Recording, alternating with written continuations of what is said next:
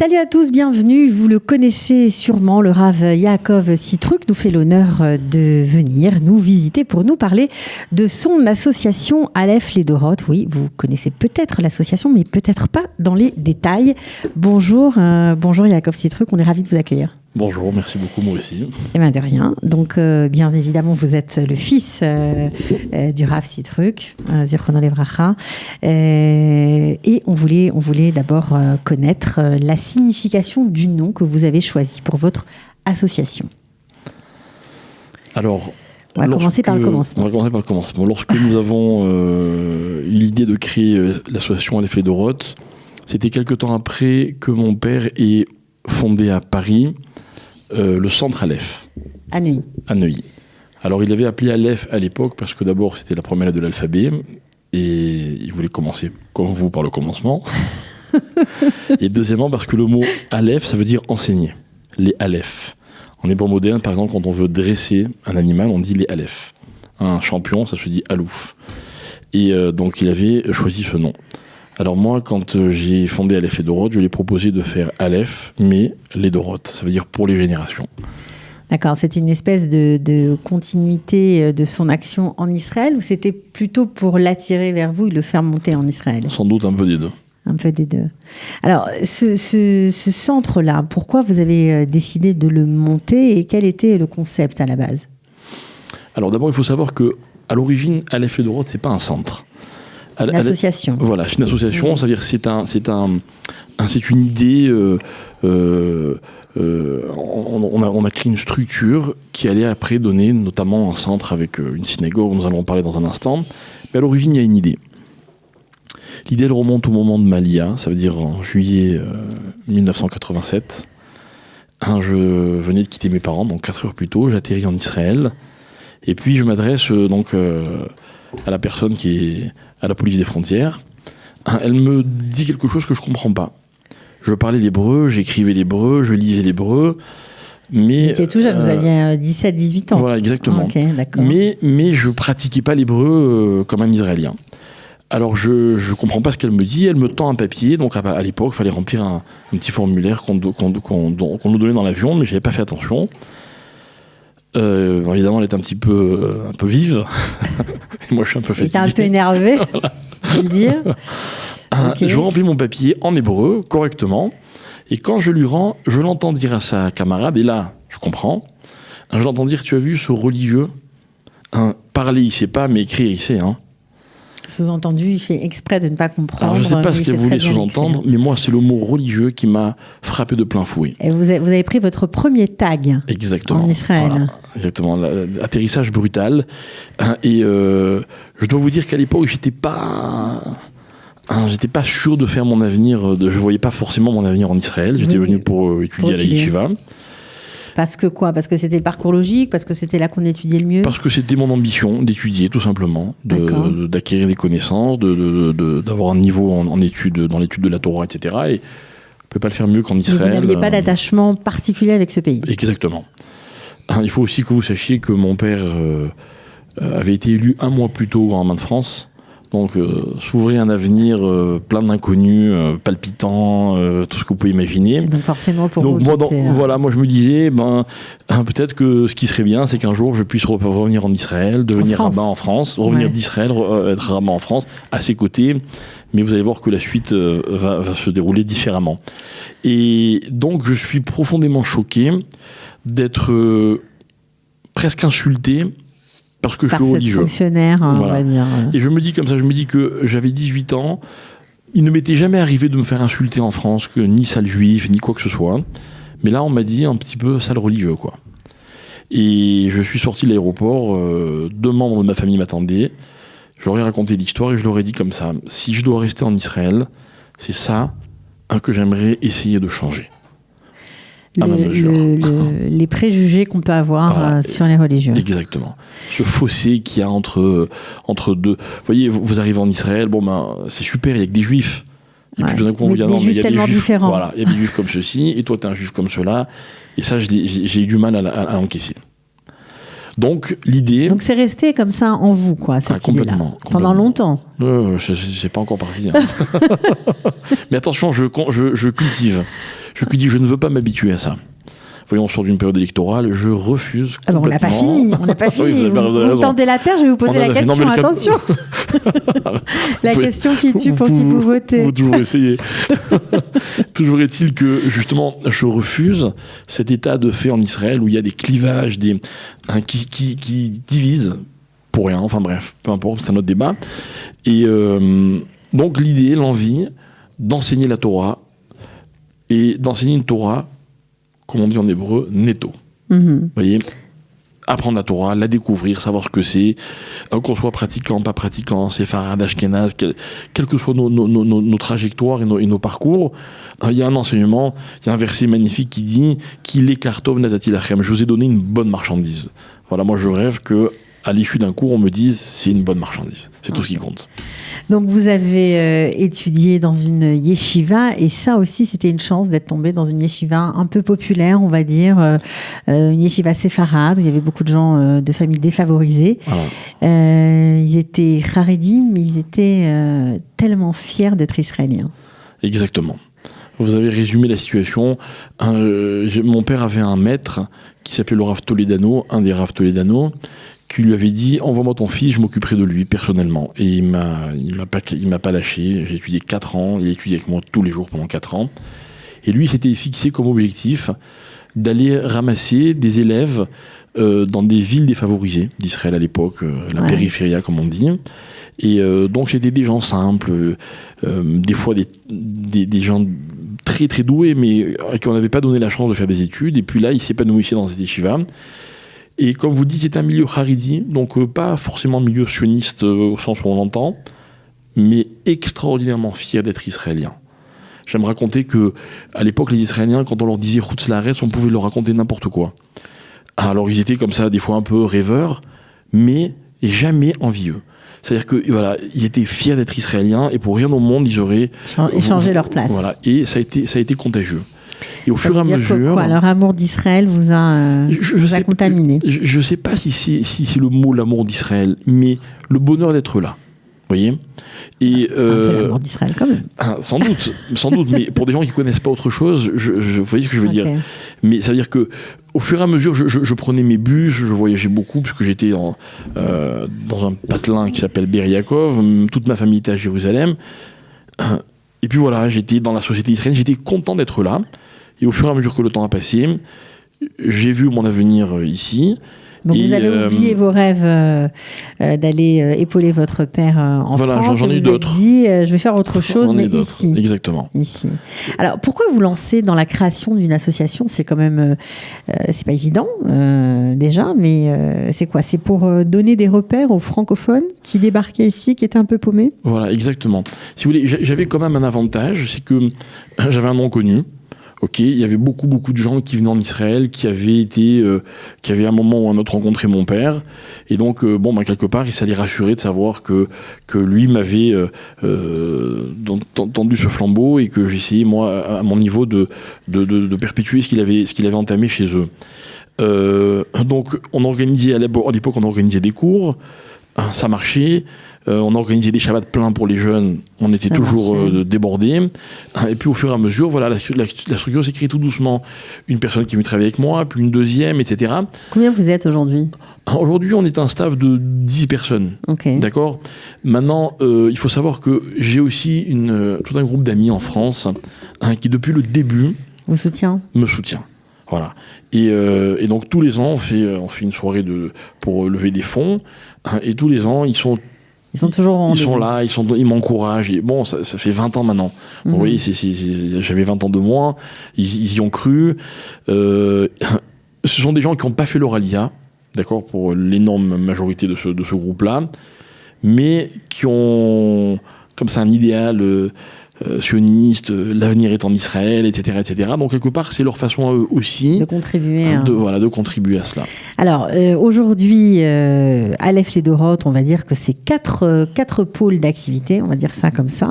Vous avez un siège à Jérusalem, une synagogue à Tel Aviv, des conférences un peu partout, et vous avez aussi un volet social dans cette association. Alors le centre de Jérusalem, comment ça fonctionne? Il y a une synagogue, il y a des cours tous les jours, on peut venir à n'importe quelle heure, on trouvera toujours quelqu'un? Absolument. Alors, si vous voulez, on va retracer rapidement l'histoire. On a ouvert ce centre il y a 17 ans. À l'époque, c'était juste un centre d'études avec nos bureaux.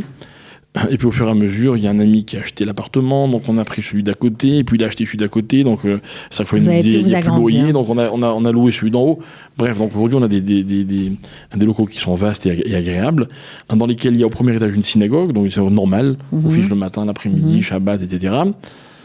Et puis au deuxième étage, une grande salle d'études avec nos bureaux. Il y a un kollel, j'imagine. Voilà, donc dans cette salle d'études, il y a un kollel une partie de la journée. L'autre partie de la journée, il y a des rabbins, des rabbinimes qui sont là et qui donnent des cours qui sont pas, proprement parler, c'est pas proprement un kollel, ce sont des gens qui travaillent, mais une partie de la journée, ils viennent écouter des cours. À qui? À tout le monde? À des adolescents? À des hommes qui ont envie d'étudier? À des gens qui ont besoin de... Je sais pas. Alors attention, le matin... Ce qu'il a maintenant, mais ça évolue constamment. Pour l'instant, ce sont des cours pour des messieurs. D'accord. Donc en général, ce sont des gens qui travaillent, ou bien des gens qui sont à la retraite, ou qui travaillent plus. Enfin bref, il y a de tout. Ils consacrent une partie de leur journée à l'étude de la Torah, donc 1 heure, 2 heures, 3 heures. Et ça, c'est pour le matin. L'après-midi, il y a un autre groupe de rabbins. Et donc là, il y a des cours un peu pour tout le monde. Il y a aussi des cours pour femmes, il y a des cours pour les célibataires, il y a des cours pour ceux qui le veulent, etc. Je crois qu'on se marie pas mal chez Aleph les Dorot. On essaye. On essaye. Et je peux vous dire, tout à votre honneur. Je peux vous dire une chose, c'est que les célibataires qui nous fréquentent savent que je les lâche pas. C'est un objectif pour moi.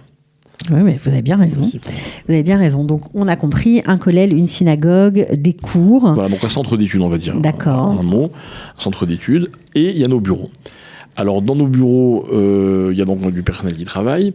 Et de là, donc, on va dire, c'est là qu'on dirige un petit peu tous les autres volets dont vous avez brièvement parlé. Alors, il y a une synagogue à Tel Aviv depuis quand? Alors, la synagogue à Tel Aviv, elle existe depuis 1 an et demi environ. Celui qui l'anime, c'est mon jeune frère. Ouais. Donc, il lui a étudié aussi de nombreuses années en yeshiva et au kollel. Et puis, qui, récemment, s'est dit, je veux absolument me lancer. Et donc tous les Shabbats, il y a un office, des repas Shabbat. C'est difficile de dire en nombre de familles. Mais disons que tous les Shabbats, il y a entre 50 et 80 personnes qui sont dans la synagogue. C'est pas mal pour une synagogue récente. Des francophones, j'imagine? Des francophones, absolument. Il faut savoir qu'en fait, on a investi une synagogue qui existait déjà, mais qui n'avait pas vraiment minyan, mais dans laquelle il n'y a que des Israéliens, un peu âgés, c'est vrai. Mais comme on est sur la rue Rothschild, ce que mon frère a initié depuis quelque temps, c'est que le vendredi soir, ils font kidouche sur le trottoir. Ah, c'est trop sympa. Et il se passe des choses absolument incroyables. Mais j'imagine. C'est quel numéro? C'est 124 Sderot Rothschild. Et puis là, vous avez des gens qui s'arrêtent en vélo, en voiture, en ce que vous voulez. Évidemment, des Israéliens, qu'est-ce qui se passe? On peut faire kidouche. Et des scènes absolument incroyables.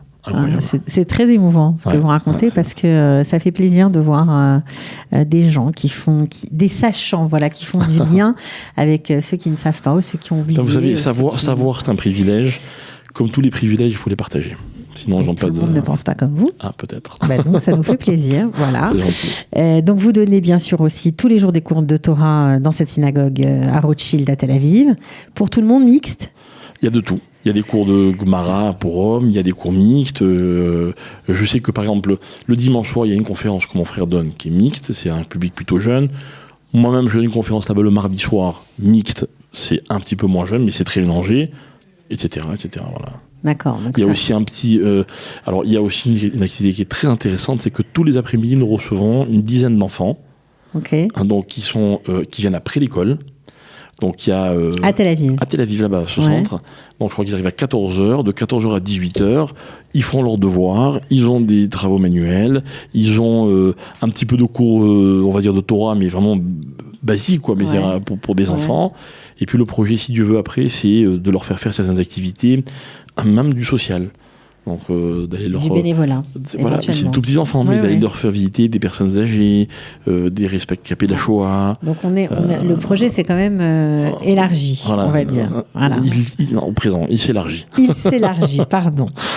Donc évidemment, dans la même continuation, vous faites des conférences quand on vous appelle, quand on a besoin de vous. Voilà. Vous vous déplacez. Absolument. J'ai des conférences régulières, et puis à part ça, j'ai des conférences périodiques, une fois tous les mois, une fois un peu partout. Voilà.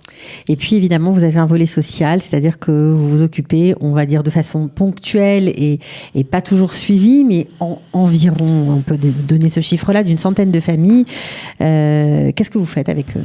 Alors, il faut savoir qu'on a commencé cette activité il y a très longtemps, il y a peut-être une vingtaine d'années, et je crois pouvoir dire qu'on a rassemblé énormément de jeunes qui ne seraient pas venus à des cours de Torah, mais qui étaient intéressés par faire du bénévolat. Okay. Et là, par contre, à cette époque-là, on y allait régulièrement. On a fait rencontrer des bénévoles et des familles, des liens sont créés, etc. Ça a duré un certain temps. On a un petit peu levé le pied sur cette activité. Ce n'est pas notre raison d'être première. Voilà, il y a des gens qui le font beaucoup mieux que nous. Il y a des gens qui se spécialisent là-dedans. C'est pas notre vocation, mais c'est important. Parce que je crois que dans l'enseignement de Torah, il y a aussi l'exemple qu'on donne.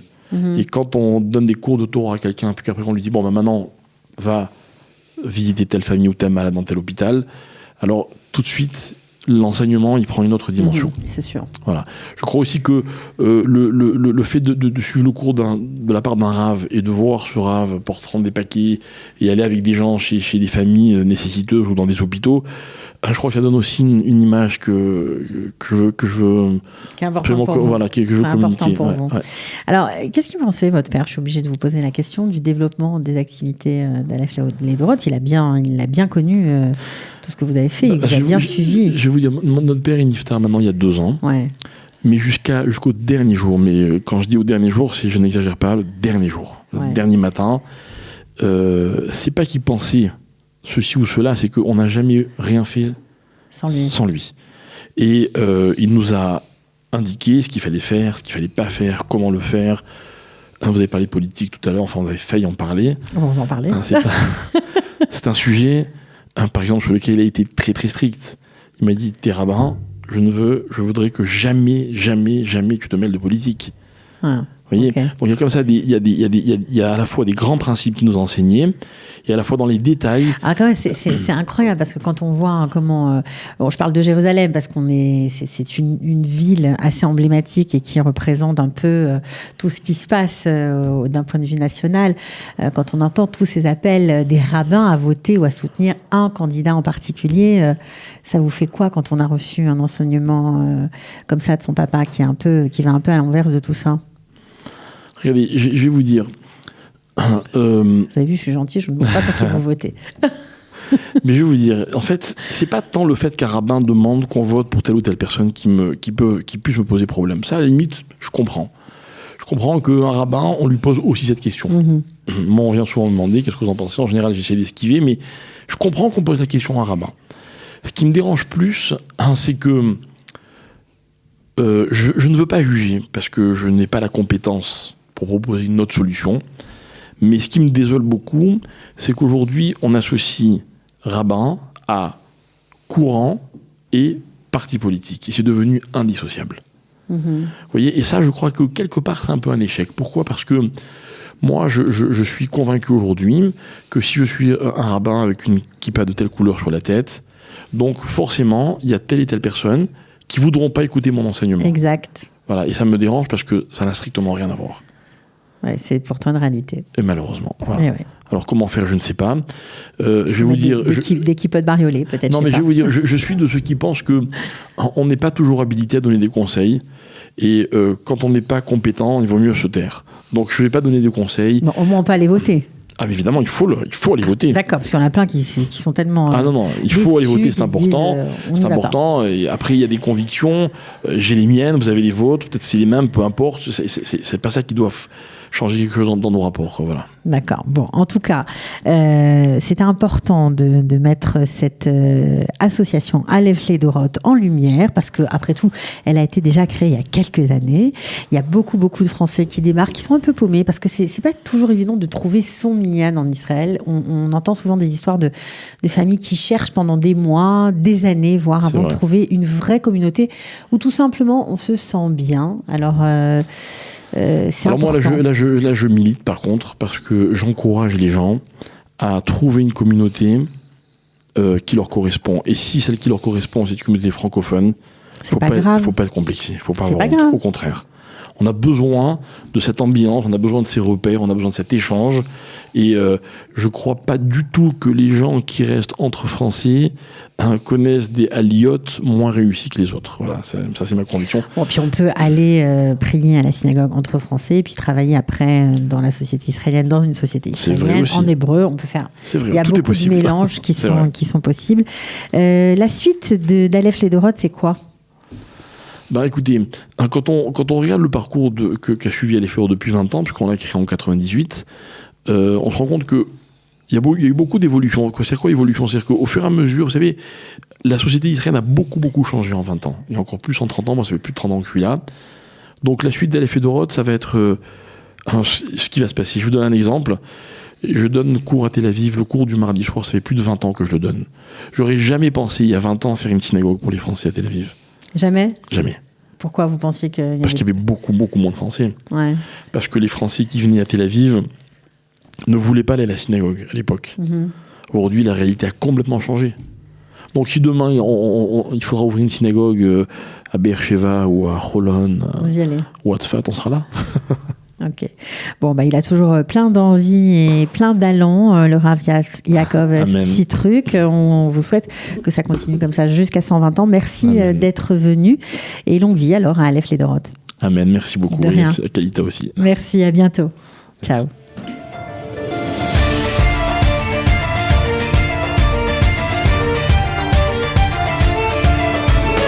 De la générosité, des talents et du cœur. C'est la sauce du jour sur studiokalita.com.